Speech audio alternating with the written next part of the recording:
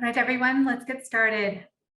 Good evening, and thank you for joining us today. My name is Pamela Lee, and I am a supervising transportation planner with the City of Los Angeles Department of Transportation.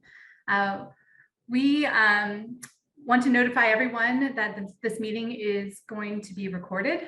And go ahead, Lupita, you can translate for me here. Hola, buenas noches. Gracias por unirnos con nosotros hoy. Ella es Pamela Lee, supervisora de planificación de transporte con el Departamento de Transportación de la Ciudad de Los Ángeles. Vamos a empezar y queremos recordarle que esta junta será grabada. We have a very full agenda tonight, so let's get started. I want to welcome everybody to the Venice Blvd Safety and Mobility Project Workshop. And thank you for taking the time today to join us and learn more about the proposed improvements on this corridor. First, we'll review some logistics, and we'll also hear some welcoming remarks from our Councilmember Koretz, Eric Bruins from Councilmember Bonin's office, and LADOT staff. Tenemos una agenda llena esta noche, así que comencemos. Bienvenidos a todos al taller del proyecto de seguridad y movilidad de Venice Blvd. Gracias por tomar el tiempo esta tarde para unirse a nosotros y aprender más sobre los mejoramientos propuestos para el corredor. Primero revisaremos algunos aspectos logísticos y luego escucharemos comentarios de bienvenida de del concejal Koretz, en la oficina del concejal Bonin y también del personal del Departamento de Transportación. If you require Spanish translation, please raise your hand using the hand button at the bottom of your screen at this time. And if you are joining via phone, please press *9. Si necesita traducción en español, levante la mano con el botón de levantar la mano en la parte inferior de la pantalla. Si se une por teléfono, presione *9. Next slide, please. If you would like to hear Spanish interpretation, please click the interpretation button at the bottom of your Zoom screen. And if you are joining Zoom via the smartphone app, please select language by clicking more or the 3 dots in the bottom right corner of your screen. Select language interpretation and then choose Spanish and then click done. If you wish to hear only the interpreters and not the original speakers, be sure to click mute original audio. Everyone must select a language, English or Spanish, so please do not stay in the default mode. Si desea escuchar la interpretación en español, haga clic en el botón de interpretación en la parte inferior derecha de su pantalla Zoom. Si se une a Zoom a través de la aplicación para teléfonos inteligentes, seleccione el idioma haciendo clic en más o en los 3 puntos en la esquina inferior derecha de su pantalla. Seleccione interpretación de idiomas, luego elija español y haga clic en listo. Si desea escuchar solo a los intérpretes y no a los oradores originales, asegúrese de hacer clic en silenciar audio original. Todos deben seleccionar un idioma, inglés o español, no te quedes en el apagado por defecto. Right, I'll give a moment for interpretation to hop over. All right, next slide, please. We'll now review how to participate in tonight's meeting. If you are joining via the web, you can answer questions in the Zoom polls, ask questions in the Q&A box at the bottom of your screen. And additionally, you can send questions by email at ladot.active@lacity.org at any time. If you are joining via phone, please raise your hand using *9 and mute or unmute using *6. Send questions also by email to ladotactive@lacity.org at any time. We're also monitoring the Q&A chat box throughout the meeting. Next slide, please. If you require live transcription or subtitles for today's meeting, please select the live transcription button and adjust your desired subtitled settings. Next slide, please. Right, we'll now have some opening remarks from Council Member Koretz, Eric Bruins from Council Member Bonin's office, and LADOT. I would like to introduce Council Member Koretz first. Would you like to say a few words?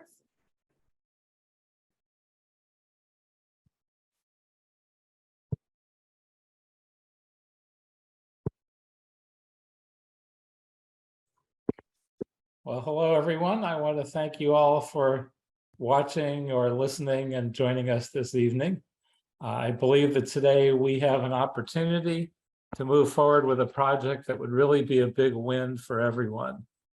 We must step back and recognize that to continue with the status quo with the high rates of serious injury and death along this boulevard is not acceptable.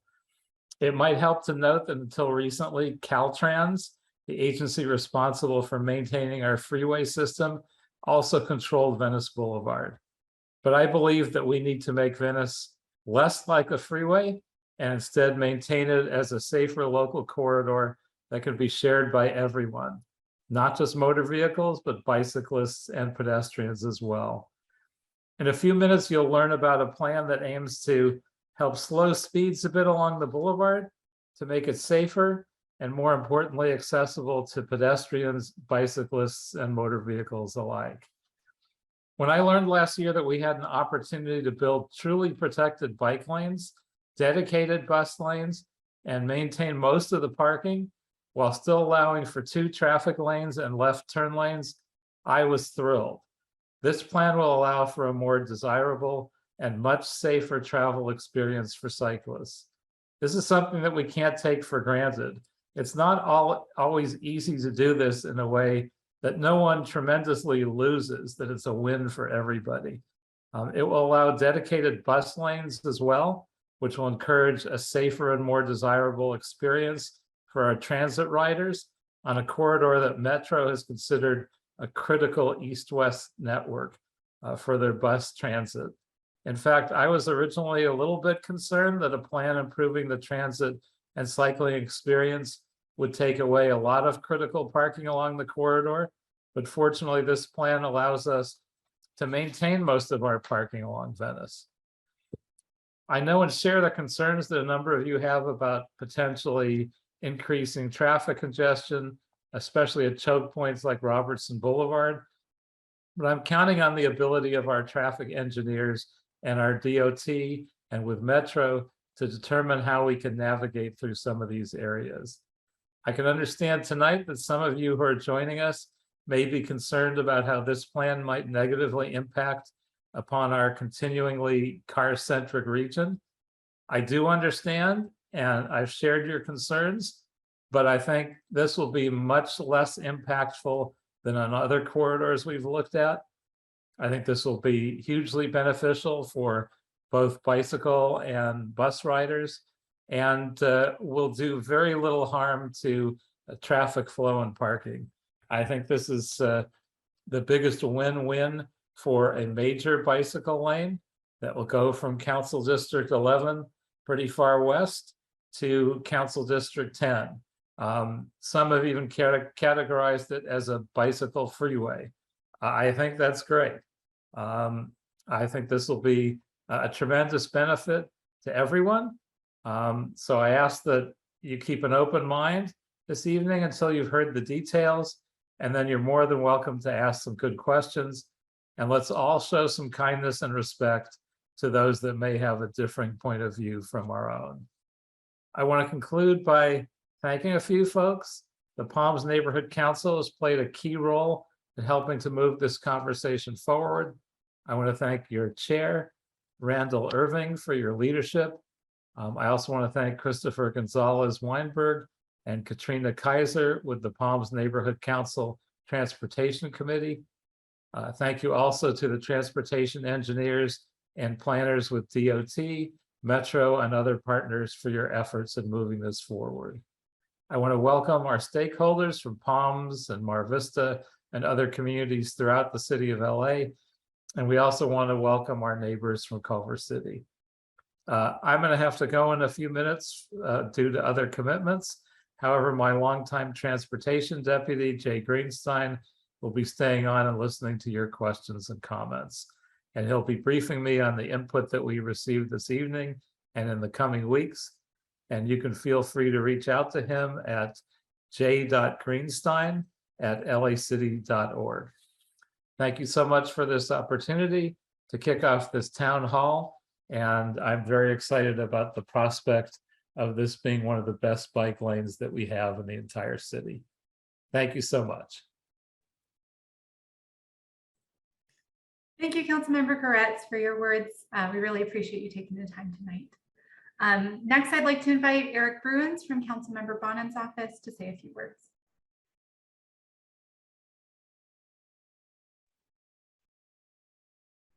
Good evening. I'm having trouble with my video. On behalf of, good evening. So on behalf of Councilmember Mike Bonin, I would like to welcome you and thank you for attending tonight's community meeting to learn more about the Venice Blvd Safety and Mobility Improvement Project. Along with Councilmember Koretz, Councilmember Bonin is excited to present this project to the community and hear your feedback. Venice Blvd is an incredibly important corridor, both for our district and for the city at large. For more than 100 years, Venice Blvd has been a spine in LA's transit network, connecting coastal neighborhoods to inland areas, first with the Pacific Electric streetcar and now with Metro buses. It's a street that has always evolved with the times, from being designated a state highway during the ascendance of car culture to the addition of bike lanes during the 1970s oil crisis. With this project, LADOT and Metro are proposing to restore Venice Blvd's historic transit priority and adapt it to the mobility needs of today's residents in an era of renewed environmentalism and attention to traffic safety. We welcome your questions and comments about the proposed project tonight and via the online survey.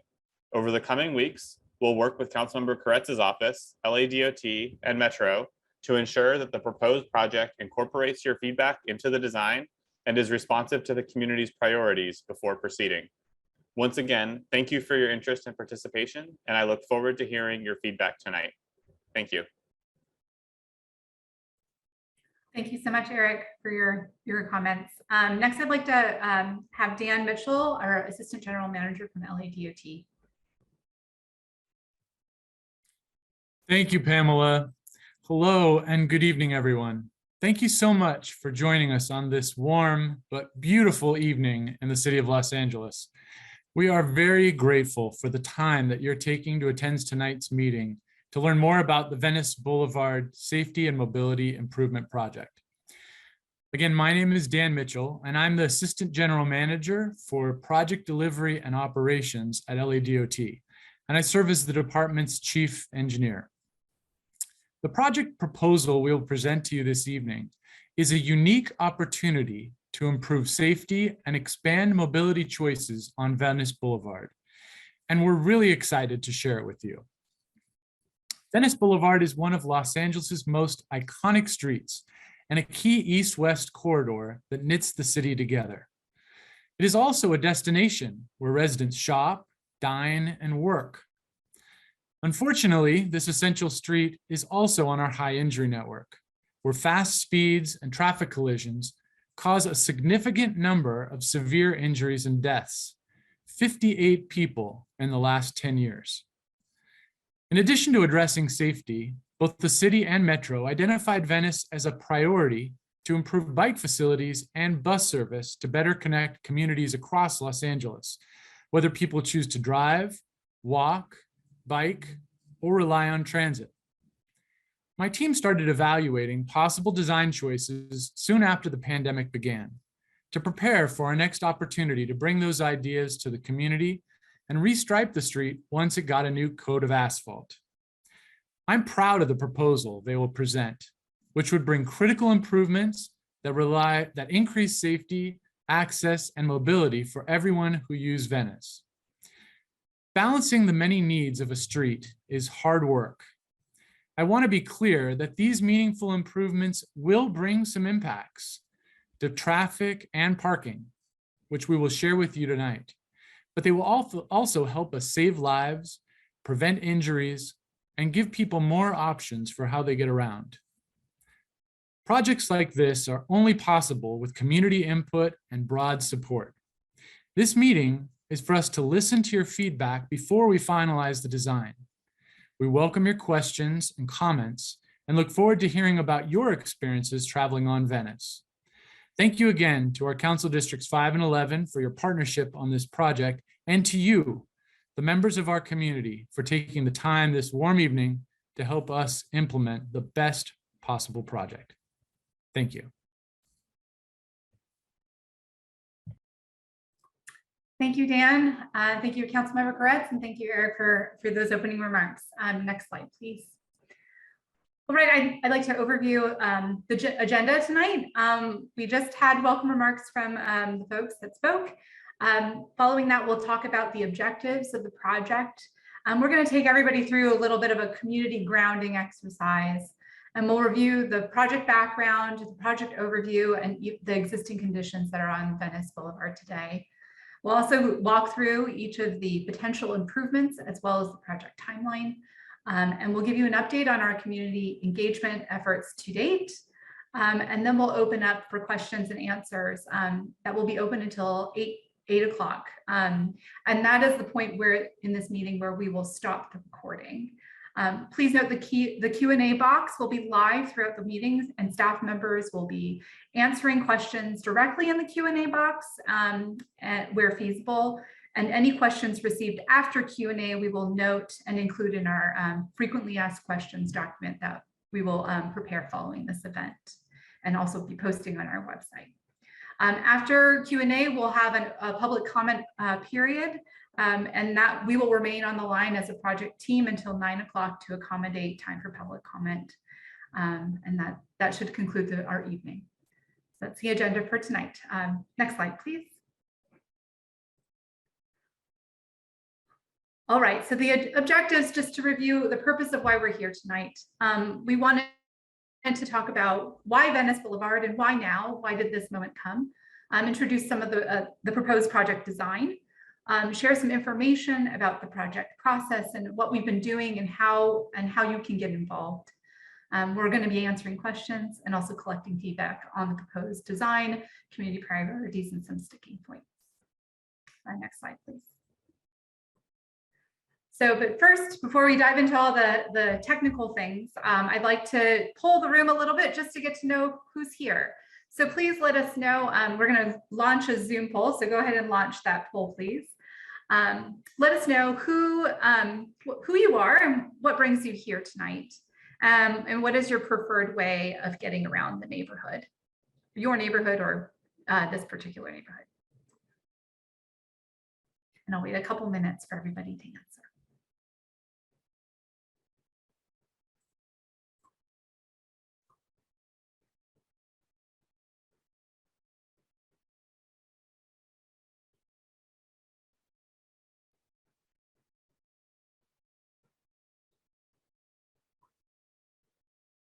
All right, I think we can close the poll now, and I'll read off what we heard.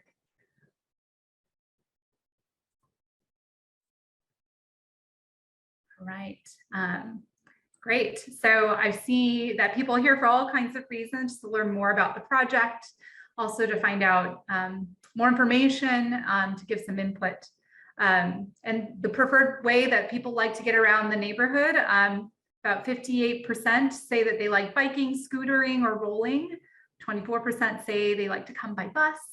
38% say they like to drive, and 51% say they like to walk. And 16% say they're multimodal and they like to go more than one method. And 2% other, maybe it's by sailboat. All right, thank you everybody for participating. It's really great to hear who's in the room. All right, next slide, please. At this time, I think I will hand it over to Hannah Moon with City Fabric to lead us through a community grounding exercise. Hannah?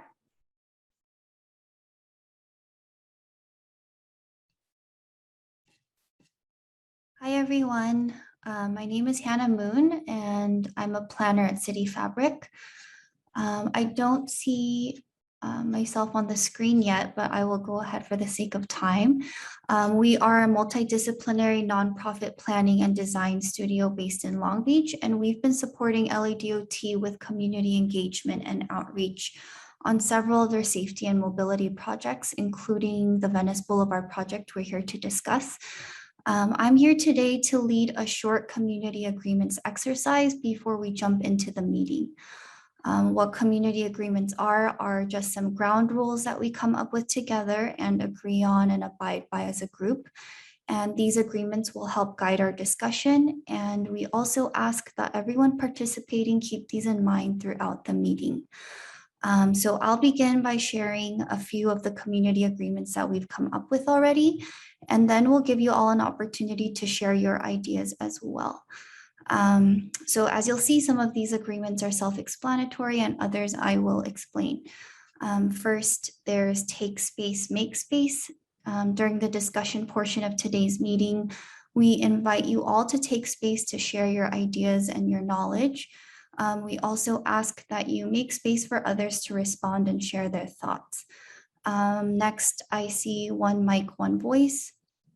We ask that one person speak at a time and that we do not interrupt one another. Next is throw glitter, not shade. We ask that you keep the space as positive and as safe as possible for everyone here. And let's avoid giving criticism that isn't constructive. Next is no judgment. Be respectful, treat others as equals, be additive, not repetitive. We really want to value everyone's time, so we ask that if you do share, please limit the repetition of ideas that have already been brought up and try to build upon or add to the conversation. Lastly is avoid jargon. So let's try to keep our language as clear, concise, and understandable as possible for everyone here. Now we want to turn it over to all of you to share your ideas for community agreements. Please keep in mind that we have almost 300 attendees tonight, so unfortunately we may not be able to get to everyone's responses. If Lupita could share the link to the Google form in the chat, we will give you all about 45 seconds to respond. And if you want to share, please click on the link and respond in the Google form. Then Lupita will read off some common responses. So you have about 45 seconds.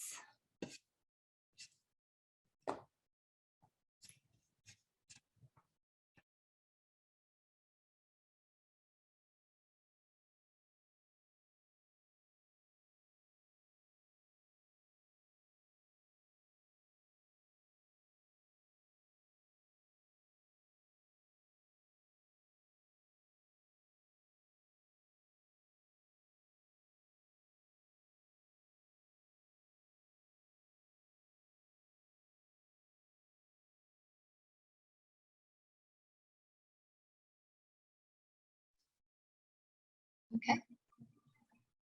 Go ahead and start reading some of those responses. So we heard be open-minded.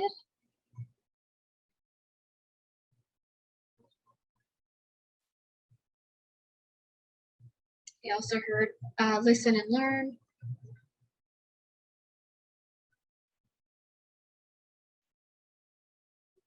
We heard be kind. Listen to those who might not agree with your plan.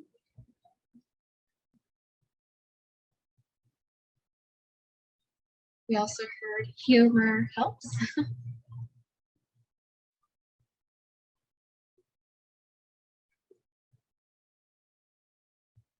then we heard make I statements. Also heard introduce yourself when you're speaking. And then, sorry, there's a lot coming in, so I'm trying to just read them over and see if there's some that overlap.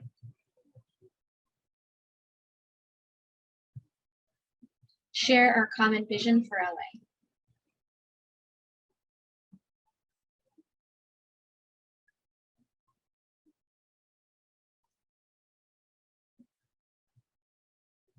Yeah, be respectful, which is already on there. Sorry about that. Lead with wonder.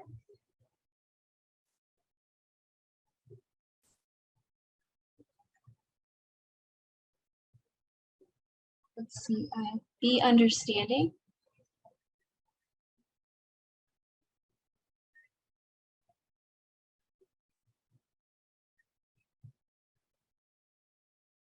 listen,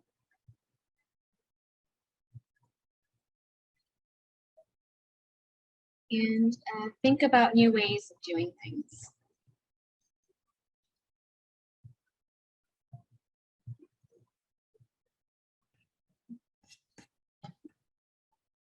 Okay, thank you so much. That brings us to the end of this exercise.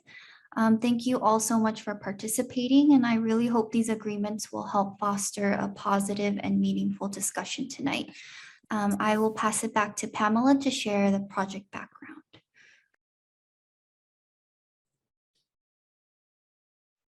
All right, thank you so much. Apologies, everyone. I know we're getting some comments about not being able to respond to the poll. I think if you would like to share your results, you can put it in the chat. We'll keep that. We'll continue the answering to the poll. With that, I'd like to hand it over now to Charlie Ho to review the project background and the project details. Thanks, Charlie. Thank you, Pamela. And thanks to everyone for spending time with us tonight to talk about Venice Blvd. My name is Charlie Ho. I'm a transportation planner from LADOT. And let's talk about how did the project come about and why we think it's important to focus on Venice now. Next slide, please.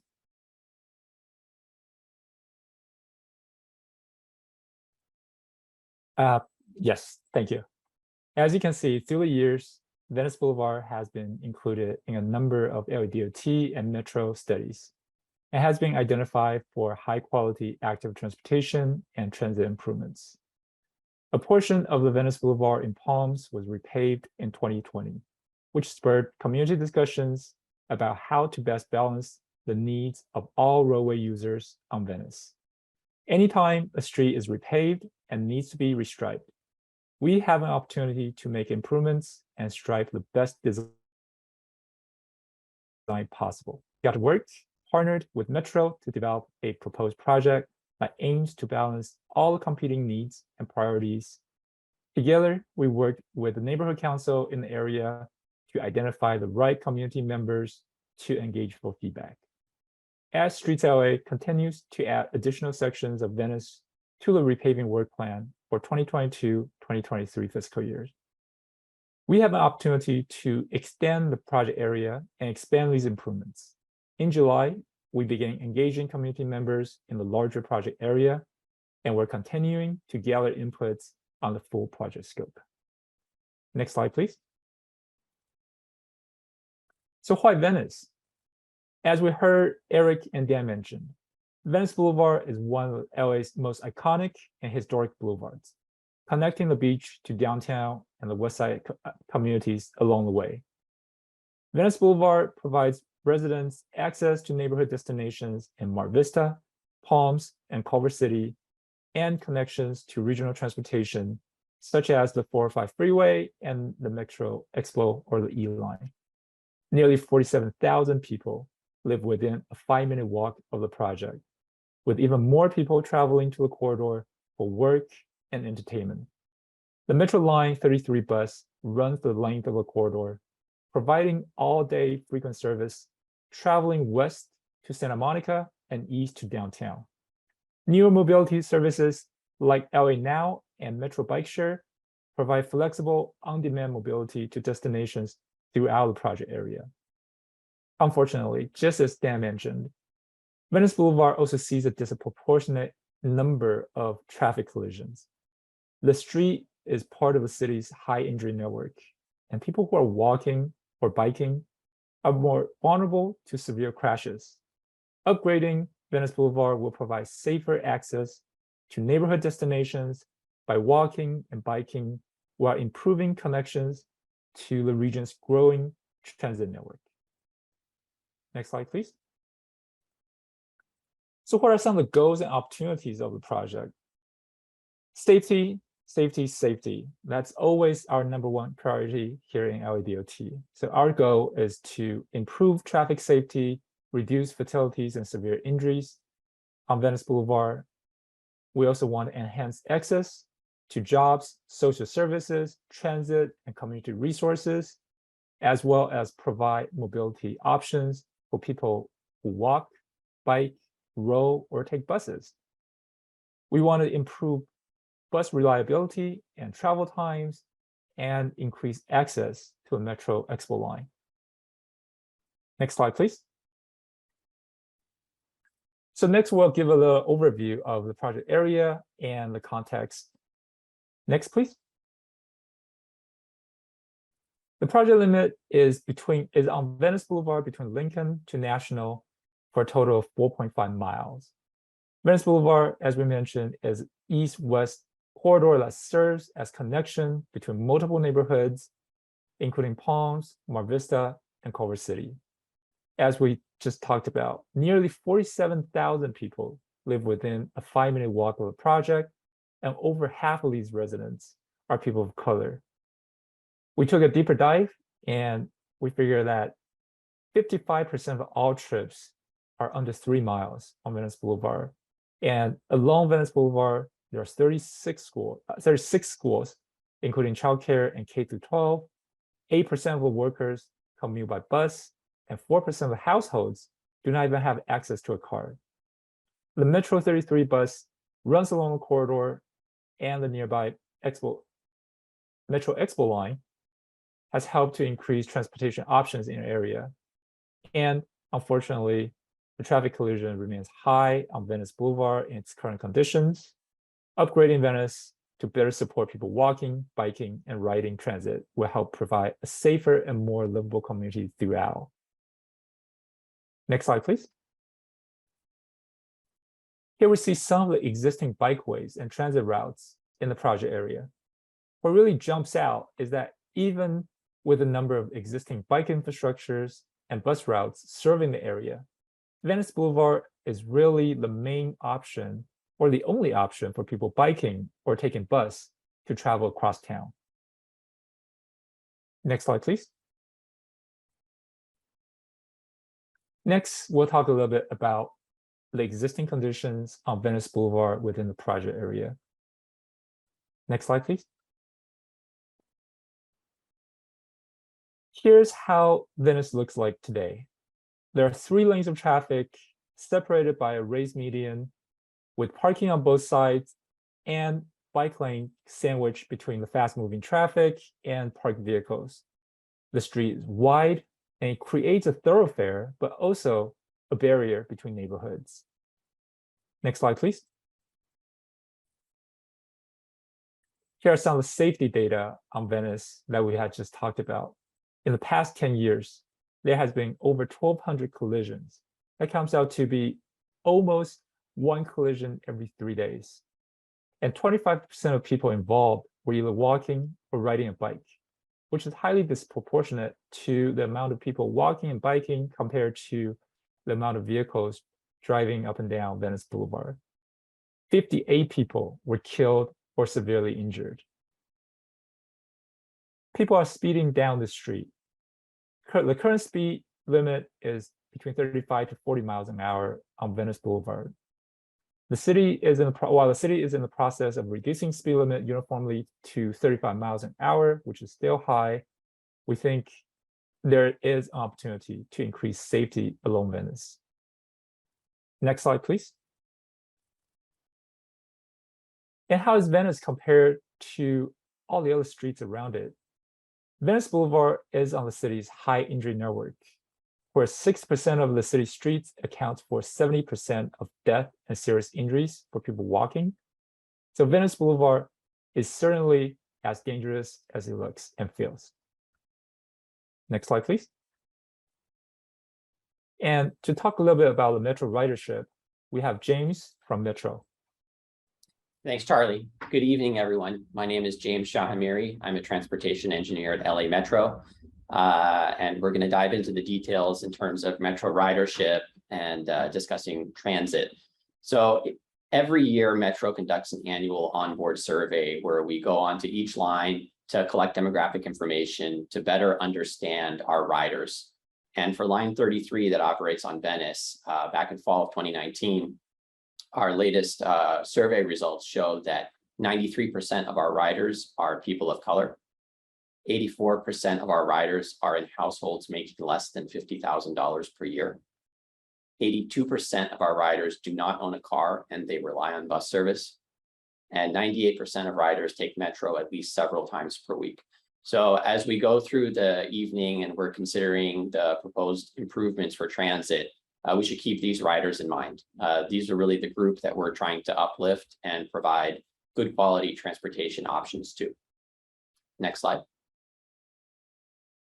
So in terms of Metro ridership along the portion of the corridor that we're going to be discussing tonight for the proposed bus lanes between Inglewood and Culver, we have nearly 8,000 people getting on and off the Line 33 bus in this 2.5 mile segment. So this is a very well utilized segment of Venice, has very high transit ridership, and a lot of people getting on and off the bus, going to and from their destinations, work, home, and businesses. And just in terms of overall line ridership for the entirety of Line 33, we have nearly 20,000 daily weekday boardings. And we find that as we make improvements to even small segments of a line, we see that speed and reliability improvement propagate throughout the line. You know, we're able to get our buses through the entire network more quickly. Next slide. So why bus lanes? You know, bus lanes are a tool that we can implement fairly quickly, cheaply, and they're a tool that provide us a great deal of people moving capacity. So this graphic shows, you know, typically when we're moving people in private or shared automobiles, you can move up to about 1,600 people per hour. When you introduce buses, you can increase that number to 2,800 people per hour. And when you put those buses in their own bus lanes, you can theoretically move up to 8,000 people per hour. And that's with something that does not require roadway widening, any sort of heavy construction. It's just done with paint and signs. Next slide. So we're going to go through the potential improvements for the corridor. Next slide. So some of the proposed improvements that we'll be discussing tonight are the parking protected bike lanes. These are a tool where we put the bike lane in between the curb and the parked vehicles to protect cyclists from the fast moving traffic. These have a 94% crash reduction factor. We're also going to discuss green bike lanes, which have a 10% crash reduction factor. And for people walking, we're going to be proposing high visibility continental crosswalks at all of the intersections along Venice. And these have a 40% crash reduction factor. And lastly, as part of our project, we're proposing leading pedestrian intervals along Venice. And this is a feature where pedestrians get a walk signal a few seconds before traffic gets a green. So people can establish themselves in the intersection ahead of turning traffic. And those have a 13% crash reduction factor. Next slide. And lastly, we'll be discussing the proposed bus lanes. For past similar projects, Metro's found that we get at least a 15% improvement in travel time when we install these bus-only lanes. The video on the screen is of our Flower Street bus lane in downtown. This was installed back in 2019. And you can see that the buses are able to get through the corridor much more quickly and efficiently. And more importantly, they're carrying a lot more people. The buses have between 60 and 75 people each on them, and they're able to get through the corridor much more quickly and efficiently. When we surveyed our customers to ask them for their feedback, we found that our customers actually thought the time savings was even greater than 15%. And so that perception of travel time, of being on the bus in that bus lane, was really important. And just overall, as part of Metro's next gen bus plan effort, which is a comprehensive restructuring of our bus network with improved service frequency and traffic engineering tools such as bus lanes, we're anticipating a 15 to 20% increase in ridership system-wide as part of the next gen bus plan. And now I'm going to hand it back to Charlie. Thank you.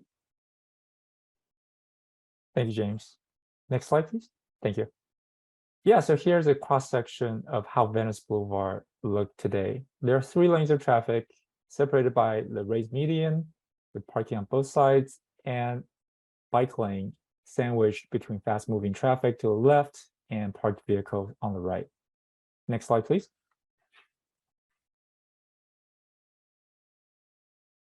So here is our proposed street design. It's separated into 3 sections. For the section between Lincoln and Beethoven, we're proposing to reconfigure one of the travel lanes to a parking protected bike lane. So we're moving the bike lane curbside, and now they are separated by bollards and parked vehicles from moving traffic. And for the portion that's between Inglewood and Culver, we are converting one of the vehicle travel lanes to a dedicated bus lane and also moving the bike lane curbside. And now it's protected again by bollards, parked vehicles, in addition, bus lane from fast moving traffic. And for the short segment between Culver and National, we're retaining all three travel lanes with parking protected bike lane. Again, the bike lane are moved curbside, and we think that's a much safer design.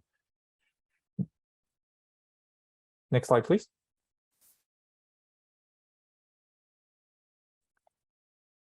So here are some of the considerations for the segment that's between Lincoln and Beethoven. Here's a closer look on the cross section. 2 lanes of traffic in each direction, and the bike lanes are moved curbside, separated by bollards and parking vehicles from moving traffic.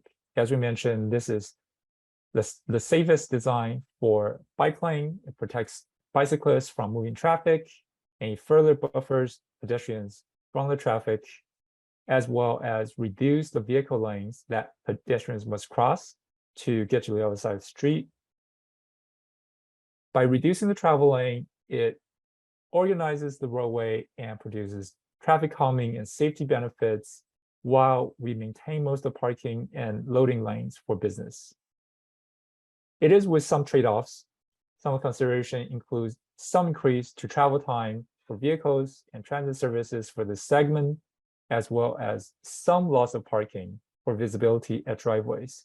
And we will go into a little bit more detail in a later slide. Next slide, please.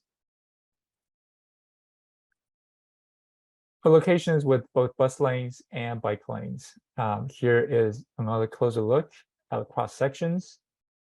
We're converting one of the vehicle travel lanes to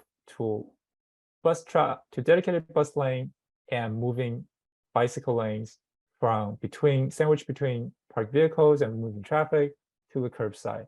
Again, just like we talked about earlier, this is the safest design for cyclists and further buffers pedestrians from moving traffic.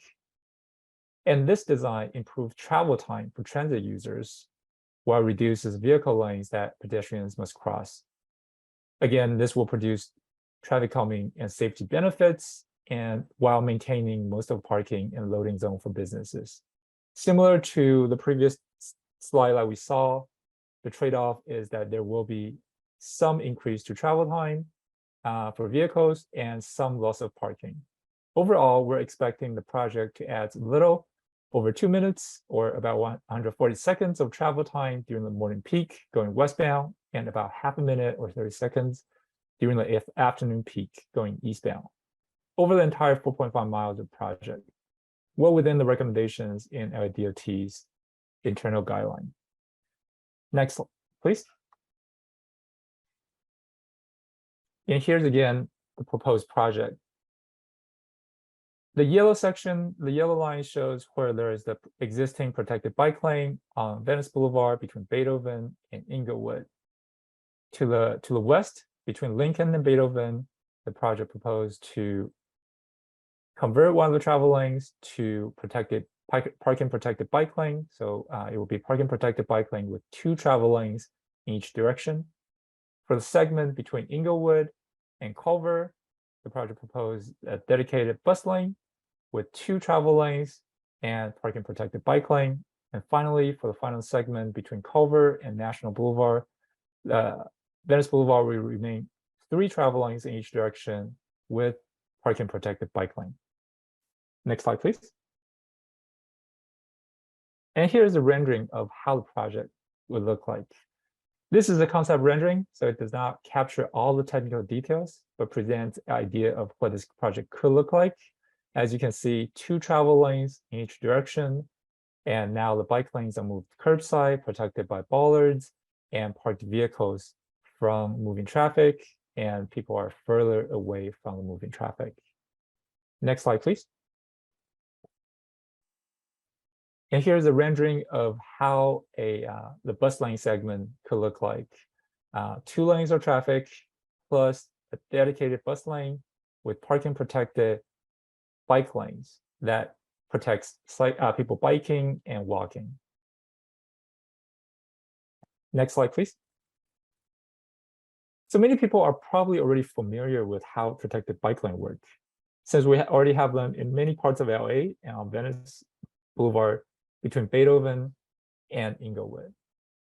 They have some type of vertical post or protection, and where parking is retained, and the parked vehicle also provides a barrier between moving traffic. Next slide, please.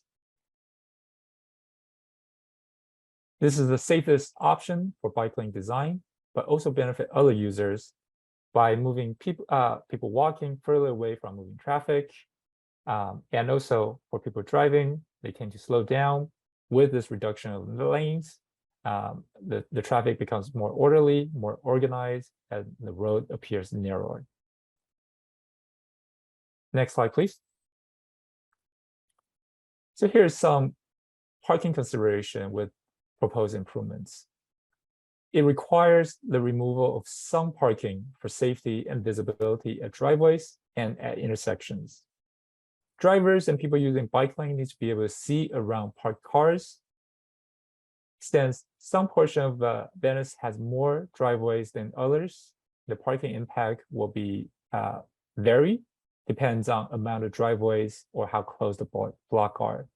I think for a project like this, we typically expect parking impact to be about 15 to 30%, which comes out to be about 1 or 2 parking spots per block. Next slide, please. So here are some of the frequently asked questions that we've heard throughout our engagement process. So first up, how much will this impact parking? As I just mentioned, with project like this, we typically expect a loss of about 15 to 30% of parking spaces, which averages out to about 1 or 2 parking spots per block. The reason is for visibility, so some spaces will be removed before and after driveway to improve visibility of the bike lane for drivers. How will this impact access for emergency vehicles on Venice Boulevard? Emergency vehicles will be able to access the dedicated bus lane, and this will improve response time for segments of Venice Boulevard with dedicated bus lanes. For portions with upgraded bike lanes, LADOT will work with the emergency services to provide emergency transponders that allows them to preempt traffic signals so emergency vehicles can move quickly through the intersections. How will people with disabilities safely cross the bike lane to get to and from their cars? LADOT have been working with ADA experts in the city to ensure that we provide accessible routes for people with disabilities to get to and from their cars. And we're also committed to add more ADA access parking spaces as part of the project. Why are protected bike lanes being proposed for Venice Boulevard rather than bikeways on neighborhood streets? As we discussed throughout the presentation tonight, Venice is a vital east-west corridor that connects the beach to the downtown and all the destinations along the way. It's an important corridor for crosstown travel, and we want to ensure that we provide a safe option for people biking. And the short answer is really that we're doing both. We're also working hard to reduce cut-through and fast-moving traffic in the neighborhood streets to make it safer and more comfortable for people to be able to walk and bike around their own neighborhoods. Next slide, please. So we also have some frequently asked questions regarding the bus lanes. Here we have James from Metro again. Thanks, Charlie. So some of the frequently asked questions we've heard for this project are drivers allowed to enter the bus lane when an emergency vehicle comes by? And the answer to that is yes. Drivers can pull over to any area of the roadway that's safe to let an emergency vehicle pass. And then the next two are related to bus stops. Specifically, how do people with disabilities access the bus and the bus stops, and what are the treatments like at the bus stops as part of this proposal. So this project is not proposing any changes to the bus stops. The buses will continue to pull over to the sidewalk to board people directly from the sidewalk. So there will not be any changes for anybody who may need an accessible lift to get on or off the bus. As part of a follow-up, if this project is implemented, there would be a phase 2 where we could install concrete boarding islands so that when the buses stop, they're not stopping in the bike lane itself. So the bike lane would be protected through the bus stop area. Thank you. Hand it back to Charlie. Thank you, James. And here's some more questions for the overall project. Will this impact traffic? So we do anticipate that the travel time for vehicles will remain within pre-project ranges during most of the times of the day, but it could increase during morning and evening peak hours initially. As people's travel behavior adjusts over time, we expect the travel time to trend down. Overall, as I mentioned earlier, we're expecting the project to add a little over 2 minutes of travel time during the morning peak going westbound and about half a minute during the afternoon peak going eastbound. And this is over the entire 4.5 miles of the project. This is again within the recommendations in LADOT's roadway reconfiguration guidelines. For the portions with dedicated bus lanes, as James mentioned, we're expecting improved bus travel time and reliability. Will more people drive through my neighborhood? With the advent of Waze and other mapping apps, cut-through traffic is a common concern. LADOT works broadly to mitigate it across the city in responses to neighborhood requests. Whenever we implement a project, we assess potential cut-through routes and look for opportunities to discourage it. Some of the common tools, including changes to turn lanes and signal phasing to reduce the attractiveness of leaving the major routes.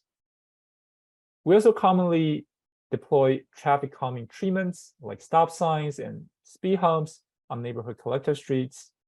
With community support, we can also implement some of the more restrictive traffic diversion tools like turn restriction and traffic diverters, as you can see in the photo here. Next slide, please.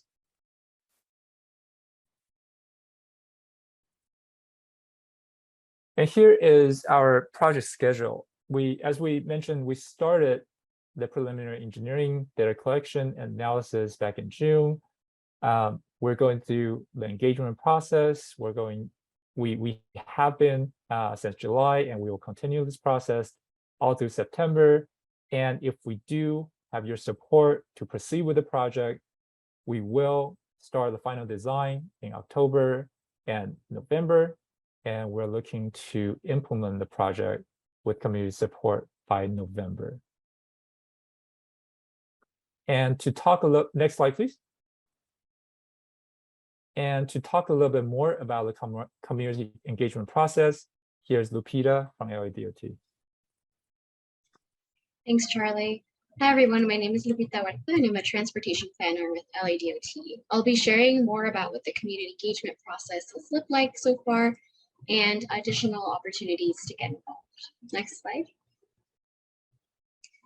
As noted in the project timeline, we're in the midst of engagement for the project, and there are various spaces for feedback, both current and upcoming. A few of the engagement activities we've undertaken so far since July include community briefings.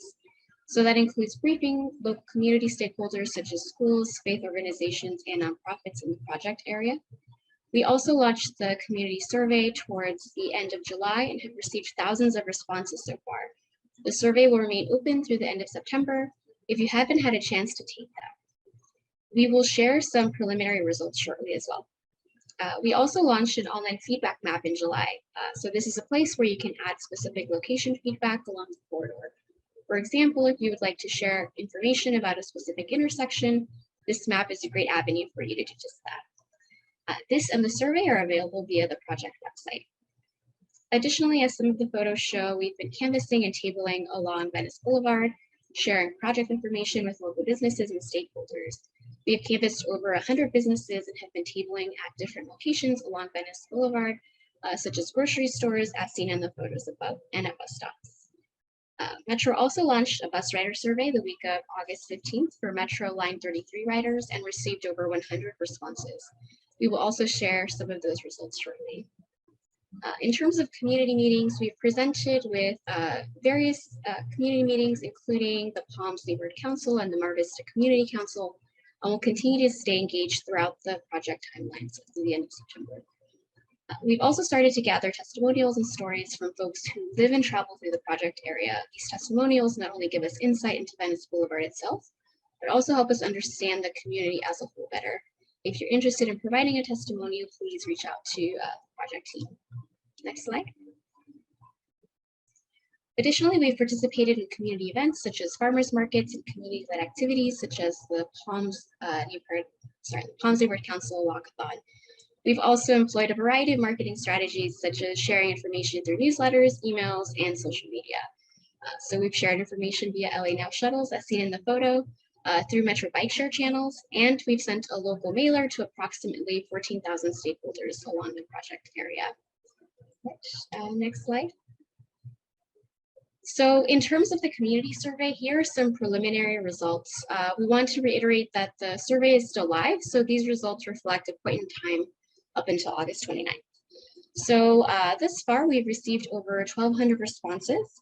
Of those who have responded so far, approximately 70% stated that they live along or surrounding the project area. So that includes zip codes 90066, 90034, 90232, 90291, and 90230. We've heard a lot of feedback so far that ranges from excitement for the project, concerns about safety along this road, frustrations about how the road currently operates, and questions about how the project will be implemented. We want to share that we are listening and appreciate the time that everyone has spent taking the survey and sharing it with their neighbors and friends. We will analyze the full results once the survey closes, and we will share those results with the community. But here are a few data points from the survey so far. Next slide. When it comes to safety, in response to, do you feel there is a need to improve safety and access for everyone traveling along Venice Boulevard? An overwhelming 74% of respondents said yes. 19% said no, and 7% said that they were unsure. Next slide. And when asked about the proposed changes, 62% of respondents said that they support upgrading the existing protected bike lanes. 24% said they do not support. 10% stated that they support the bike lanes but have concerns, and the remaining 5% stated that they needed more information. When asked if a bus only lane would encourage respondents to ride the bus along Venice Boulevard, 41% stated that it would not. 36% stated that it would encourage them to ride the bus more often, and 11% stated that they were unsure. The remaining 11% of respondents shared that they currently use the bus. Additionally, we wanted to add that of respondents who selected the bus as the preferred way to get around the neighborhood in the survey, 83% were in support of the bus-only lane. And I'll now pass it over to James to speak on the bus rider survey results for Metro. Thanks, Lupita. So in addition to all of the community engagement surveying, we also spoke to our bus riders on line 33 to get their feedback in regards to the proposed project. In total, we spoke to a little over 120 riders. And one of the questions that we asked was, how often do you ride a bus along the corridor? And we found that 89% of the respondents rode at least 3 times per week. Another question that we asked was, how often do you experience delays due to traffic congestion? And 69% of respondents either always or often experienced traffic congestion while they were riding the bus on Venice. Next slide. So we also asked riders to rank the benefits of a bus priority lane to really try to understand what was important to our riders. And the top 2 responses were faster travel speeds while on the bus and the bus showing up on time more often, which really get at the core issue of the proposed bus lane, really improving that speed and reliability. You know, once you're on the bus is moving quickly, and you're not waiting a long time for the bus because the bus was stuck somewhere in traffic congestion. And lastly, we asked would having a more reliable trip time encourage you to use the bus more? And 95% of respondents said they were either likely or very likely to use the bus more if the trip time was more reliable. Thank you. Next slide. And I'll hand it back to Lupita. Great, thanks, James. So we wanted to just talk about upcoming engagement activities still to come. So we'll have on-street pop-up activations. We'll continue to attend community meetings. So we want to make sure that we're able to reach as many community members as possible, host business listening sessions, and as mentioned, the survey will stay open until September 30th. So I'll now pass it over to Claire for the Q&A session.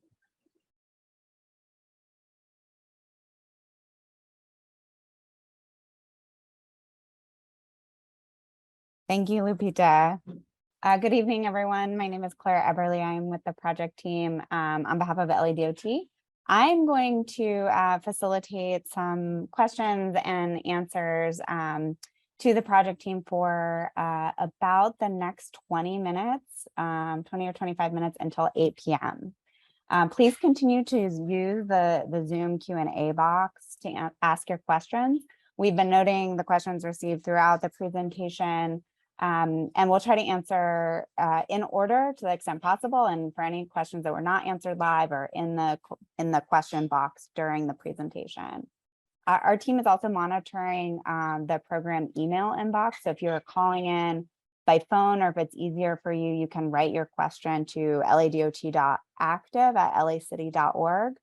That's ladot.active@lacity.org, and we'll try to look out for those and try to answer them all tonight if we receive it that way, or we'll follow up with you. We've received many questions. There are about 300 people in this meeting, so please bear with us while we get through as many as we can. And there are some questions that we've gotten multiple times, so we'll try to consolidate similar questions and speak on some of the issues that we're hearing, are really people would really like to dig into during this time. Like I said, we plan to take and answer questions until about 8 p.m. so that we can then move into live comments. So we will be taking comments as Pamela mentioned at the beginning of the presentation.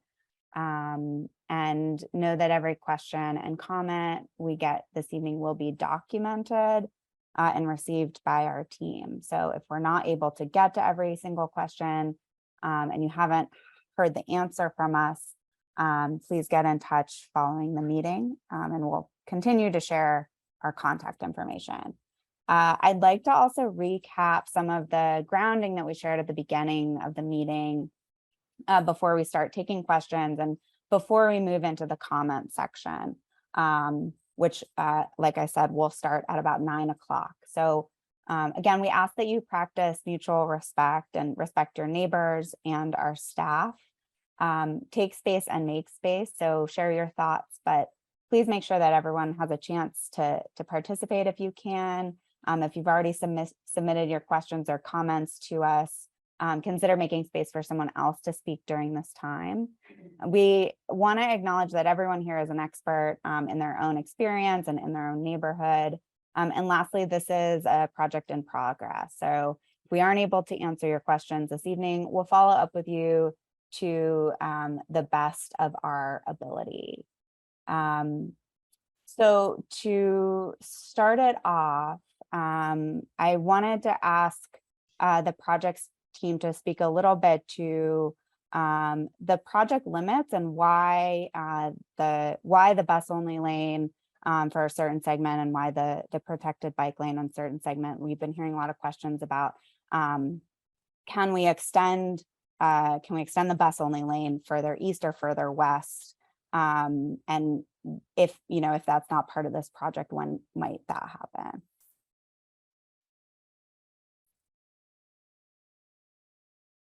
Sure, we can certainly speak a little bit about the project limits. So as we discussed throughout the presentation, the project limits is between Lincoln and National, and for the portion between Lincoln and Beethoven, it's parking protected bike lanes with 2 travel lanes in each direction. And for the portion that's between Inglewood and Culver, it's dedicated bus lane with parking protected bike lane, and 2 additional travel lanes. And for the segment that's between Culver and National, it will remain as 3 travel lanes and parking protected bike lane. The project team has looked at the delay that's currently experiencing by the buses, Metro bus line 33, and has determined that the best, most effective project limits for the dedicated bus lane is currently between Inglewood and Culver. And we certainly understand that the intersection at Robertson is a very complicated intersection, and we will be taking a look at this intersection for further review for potentially future projects.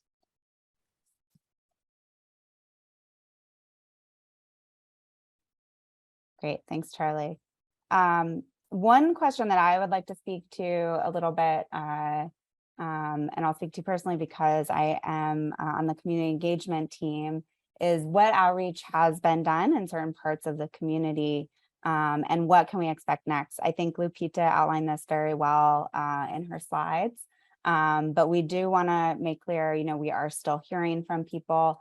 We have been really actively conducting engagement in Palms, Mar Vista, the east part of Venice and surrounding areas like Culver City. And we will continue to be hearing from people. If you would like to get in touch with us and talk to our team, we have some opportunities to continue speaking to people in September. We are also, as we have shared, we have several portals available, and we'll continue to share that at the end of this presentation. Next question for the project team. There are some questions we've heard about opportunities for adding sidewalks or street trees. Have we considered other options like a center running bike lane for Venice? Can you speak a little bit about that? Sure. So we're leveraging this project as part of the resurfacing effort, as we kind of talked about at the top. You know, any time when the street is resurfaced, when it gets a new coat of asphalt, this is a great opportunity to implement any mobility upgrades and safety features as part of the resurfacing project. So unfortunately, at this time, it does not include any of the streetscape type of treatments that Claire just mentioned about, such as street trees and widened sidewalks. And currently, if the project is implemented, you know, with the community support, we can certainly look into a potential future phase where we do work with the elected officials to see if, you know, ability to identify additional funding, and also work with grant writers to help secure grant for this portion of Venice Blvd to implement some of the more substantial upgrades or some of the more civil intensive upgrades for the project. And as far as center running bike lanes for this section of Venice, currently, based on our review and study, we believe that the curbside or the right side running parking protected bike lane would offer the best and safest protection for people on bikes.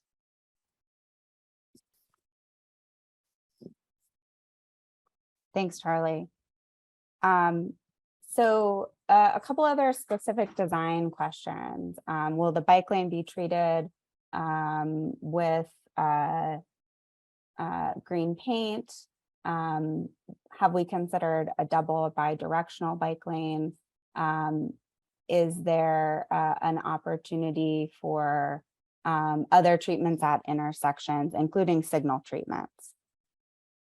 So such as protected left turns or other features.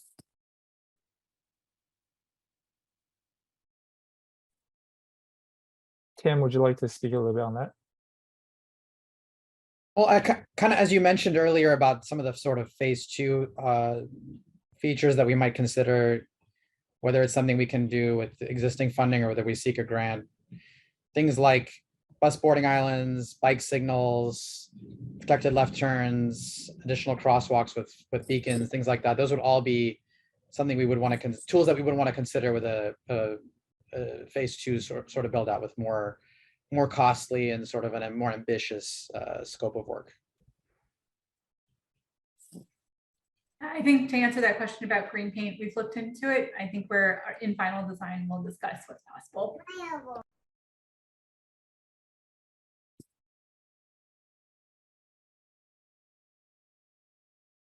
Great. So on a similar note, more specific questions again about design. So people have observed aggressive driving, people trying to win the green, accelerating through red lights on Venice. How are we working to calm this, and how might this project contribute to that?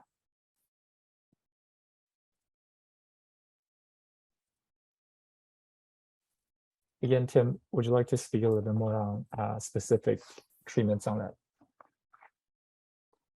Sure. Just want to confirm for traffic calming, is what we're. Yeah, right, Yeah. exactly. So, you know, responding to observations of high speeds and aggressive driving. Sure. So I think, Carly, you touched on them a little bit in your presentation, but you know, the two primary things that we try to deal with when it comes to cut through are volume and speed. So when it comes to volume, there are devices like turning restrictions, diverters, some other strategies that we try to use to cut down on the number of cars that are using a route. And then there's additional tools to address speeds of those that do remain on the route. So speed humps, additional stop signs. There are some more advanced sort of features that we've been experimenting with some of our slow streets, little mini circles, and we're looking at chicanes and chokers and things like that. So we have a fair, I mean, it's not a very expansive toolbox, but it's a pretty robust one with a lot of pretty proven tools that we can deploy, many with low cost and some with a little bit higher cost, but that's something we can explore, you know, moving into a sort of a monitoring phase that we plan to do as part of this project to make sure that we don't see those kind of issues, because we don't want to see those kind of issues. Thank you, Tim. And also, I think you know, that definitely, you know, kind of addresses the speeding traffic through neighborhood streets. And I think, you know, for speeding traffic on Venice itself, I think we all seen the horrific you know, video of the traffic collision on La Brea and Slauson. I think one of the biggest issues or biggest concern is that, you know, abundance of capacity. When the road is wide open, it's really inviting for people to speed and, you know, drive dangerously. And I think, you know, with the project, by converting one of the travel lanes to a dedicated bus lane or parking protected bike lane, we really help organize the traffic and, you know, take away that additional capacity where it's not needed, and help. We really by doing so, you know, reduces the chance of speeding and hopefully reduces the dangerous driving behavior that has been mentioned in the questions.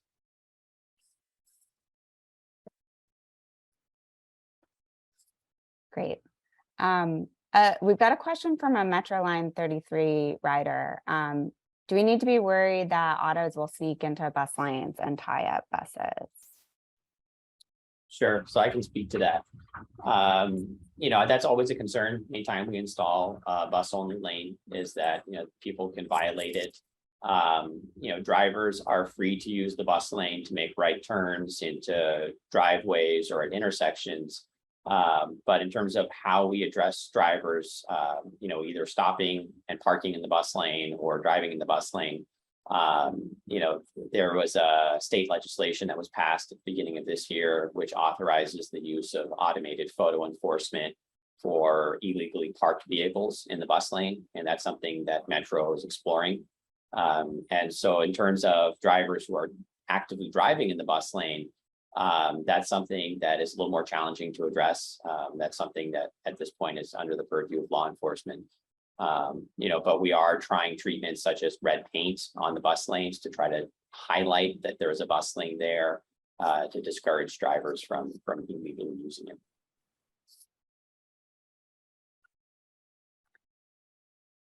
We have we've gotten some questions about the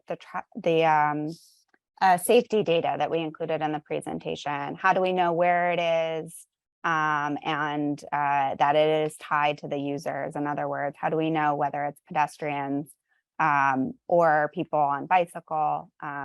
What's the source of that data? Can we share that?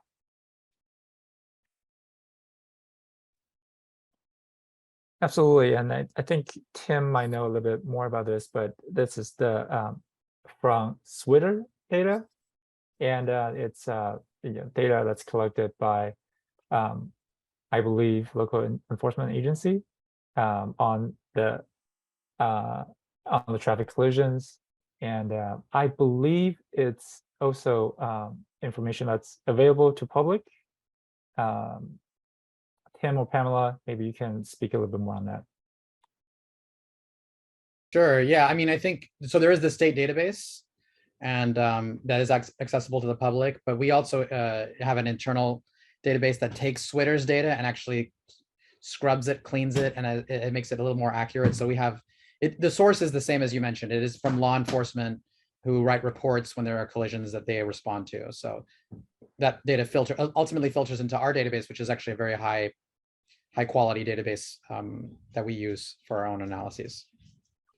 Right, and the SWITR data is the statewide integrated traffic records system.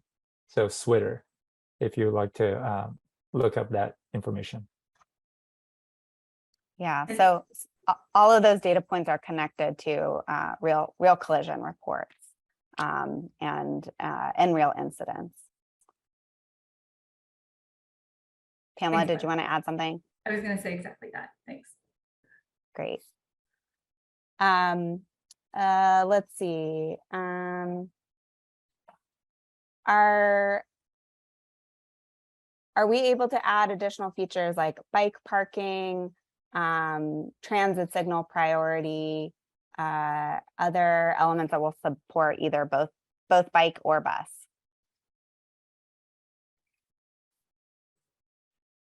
I can speak to a little bit of the bicycle amenities. I think with any project that we implement at LADOT, enhancing the bicycle network or the infrastructure that already exists, we like to implement also bicycle parking. It makes sense, right? To have a place to park your bike where you ride your bike or nearby. So I think that is the plan for this project as well, if it were to be implemented. And I don't know, James, if you want to speak to, I think it was a bus question, right? That second part. Yeah, that's right. The question related to traffic signal priority, where the buses can communicate with the traffic signals to request a green extension. So that is something that is part of Venice today. There is a transit signal priority system. We're currently working with LADOT to bring it up to a good state of repair to make sure that it's working as efficiently as possible.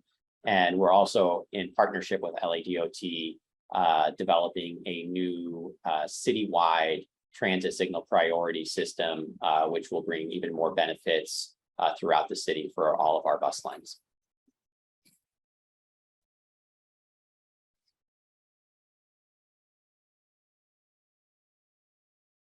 Great, thanks, James.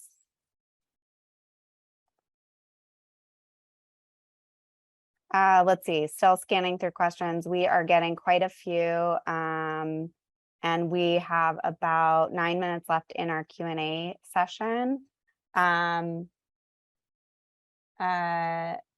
Just a couple additional questions about the travel time impacts and how to think about that data. Is that something that is have been shared and will be continued to be shared as part of the project engagement process? And can people really expect the outcomes that we're reporting? I can speak a little bit to that. You know, the travel forecasting data that we do is that it's a snapshot in time and a forecast. I like to say our work is a little bit of future telling, and never, as much as it is a science, it's also not a for sure done deal. And so, these are our best estimates, our best guesses. We've used data that we have a lot of confidence in. I could imagine us answering some of these detailed questions about traffic safety in our upcoming FAQ document, so that we'll be able to write it down in a succinct way that everybody can refer to in the future. But I do want to say that we are expecting exactly what Charlie said, a couple minutes of potential delay for vehicle travel. But we will continue to monitor this project. If it moves forward, we'll be, especially with all of our projects, we do a post implementation evaluation, and that's a coordination throughout our department to ensure that we have, what we had expected is in fact what it is. And just to Tim's point, we'll continue to monitor and, not try to create another problem somewhere else, whether it be traffic delay or, traffic diversion or things like that. So I think that's my best guess and the project team's best guess at what we can say is our expected outcomes. Great. And also in terms of expected outcomes, how might we think about ridership increases for specifically for bicycle? So what tells us that we are likely to see an uptick in ridership or not? I can also speak to that as well. I think in our previous projects, throughout the city, when we implement bicycle lanes, we tend to see an increase in bicycle ridership. It's something we do as part of our pre-implementation evaluation. We take a bicycle and pedestrian count before the project gets implemented, and then afterwards we do the same type of analysis. And in other areas of the city, in areas not as busy as Venice, we've seen an uptick also in bicycle ridership. So we're leaning on that assumption, and we will do the same evaluation as we would any other project area. So that's why we say that we see and anticipate an uptick in bicycle ridership in this area.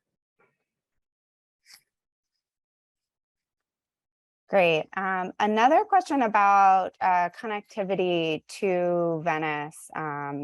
There's maybe 3 or 4 questions about making available north-south routes or north-south facilities that would support Venice. Is that something that we might consider going forward? I'll also speak to that. I think definitely this is something that we're looking at as part of our general work plan.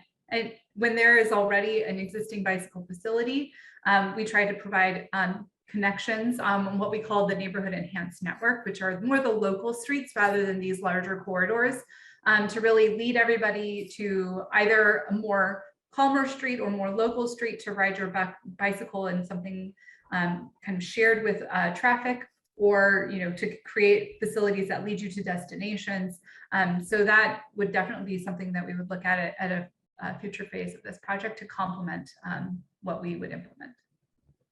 And I wanted to go back to the last question, James. I think I might have cut you off. Were you going to say something about increase in ridership for Metro specifically? Yeah, so as part of Metro's Next Gen Bus Plan, which took a very holistic view of our bus network, it identified improvements that would grow ridership, such as improving speed and reliability. And as part of that plan, we're anticipating these types of changes, such as the bus lanes and signal priority and the other types of projects we're working on to increase bus ridership between 15 and 20%. Great. And another question that I think you all sort of just answered in a couple different ways, but putting a bike facility on Venice, a bike lane on Venice versus on neighboring streets as an alternative. Why are we doing it on Venice specifically and not, say, a neighborhood street? Yeah, Claire, just as we kind of discussed in the presentation, Venice Blvd is such an important east-west corridor for the city, through the city, connects to multiple neighborhoods, including Mar Vista, Palms, and Culver City, with all the important destinations along the way. And furthermore, it's such an important corridor for cross-town travel. And so we definitely are looking at traffic calming and speed calming the neighborhood streets to make it safer and more comfortable for people to walk and bike. But at the same time, upgrading Venice Boulevard allows us to provide that safe option for people biking to have that ability to take Venice as an efficient route for those longer crosstown trips, as well as access important destinations along Venice Boulevard. Great, thanks, Charlie. So we're just about at 8 o'clock. I have a couple more questions I think can be answered pretty quickly that we're hearing for a lot of folks. First of all, you know, why are we doing this project now? I think it's been really well covered in the presentation, but I want to give some space to clarify that a little bit further. Why are we doing this project at this time?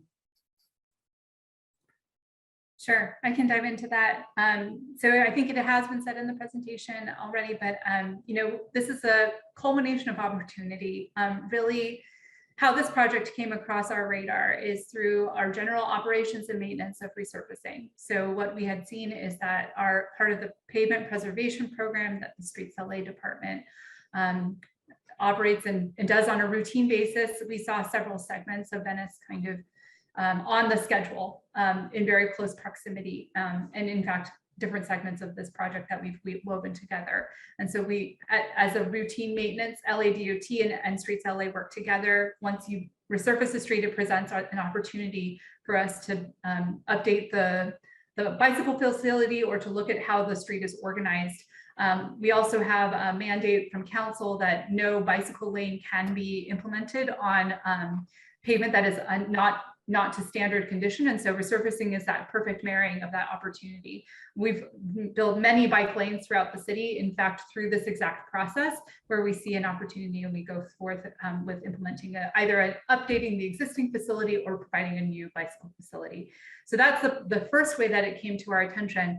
Secondly, as we were looking into this, you know, resurfacing is happening. We did a lot of research around what does this corridor mean to the city? What is the traffic flow? What is the, you know, kind of its connection and its importance from both our agency and other agencies around the region? And so we noted and have known that Venice Boulevard is on the next gen bus study as well. It's also in our Mobility 2035 plan as a bicycle enhanced network, which means that it's meant to have a high priority and a high quality bicycle facility on it, which it does, but it always could use improvement.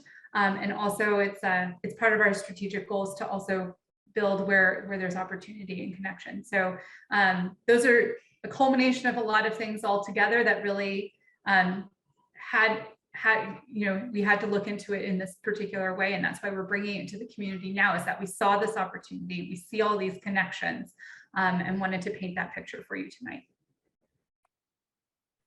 Great. And one last question. You know, we're hearing from folks that have concerns about the project, and we do still, you know, we're still seeing questions come in now. So people have a lot to say, and some of those do include concerns, and people are asking, you know, how can they weigh in, and is this has a decision been made, and how will a decision be made for the project?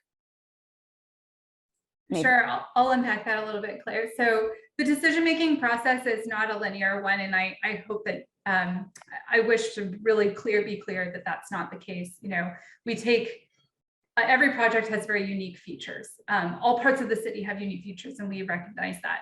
And so when we come to the table with a proposed project or proposed idea to do something or change anything, really, it's a combination of elected officials discussing with their offices the needs of the community. From one perspective, we go out to the actual community, which is what we're doing tonight and what we've been doing for the past couple months.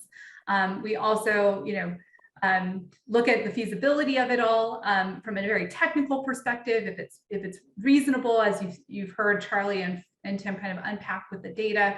So we take all of that feedback together, and we bring it to, bring all the decision points to the table. Really, it is LADOT's decision. Oh, and sorry, also we include Metro and also build in their perspective as well and bring all of our goals to the table. The decision makers are, LADOT is the owner and the responsible party of the streets of Los Angeles. And I think it will be a combination of all the things that we said, and then we'll propose a design that really reflects the community impact that we've heard, and it will bring together all the ideas that we've heard from this process. So it's not linear. And we hope to also share what the final design will be. So I think hopefully it's not a straight linear answer is what I'm saying. And basically we try to hear and take together everything that has been said. Thanks, Pamela. And yes, I can speak to that too. We're here and we're listening. We will continue to be talking with community organizations and individuals. If you have recommendations for how we can boost the signal and expand the conversation, please talk to us. We've definitely seen some of that in the Q&A box tonight. Is please come speak with my community organization. We will be following up, and know that every comment that we're receiving or question that we're receiving is being documented and noted, and incorporated into our considerations on behalf of the team. And with that, it's 8:05. So we'll close the Q&A session. I know we heard more that we weren't able to get to. We will again note the comments, and if you didn't get your question answered tonight, please follow up with us and find us out there on Venice. We're now going to move into a comment period.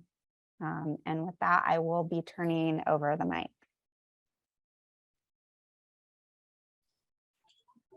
Thanks, Claire. So yeah, as you mentioned, we'll move on to the public comment period. I want to reiterate what Claire mentioned and remind everyone about the community agreements that were shared at the top of the meeting. We look forward to hearing your feedback and want to remind everyone that we should be respectful of everyone's opinions. We also want to keep the conversation productive, so if there are any major disruptions, we will have to mute you. If you would like to provide public comment, please use the raise hand button. If you're joining via phone, please press *9. Please keep your hand raised until you speak. We don't want anyone to lose their place in line. You will be asked to unmute before you begin, and we will prompt you. In order to ensure that we are able to hear from as many speakers as possible, each speaker will be giving 30 seconds. Due to limited time, we may not be able to hear from everyone, but please use our feedback portals to provide additional comments. So with that, we will get started.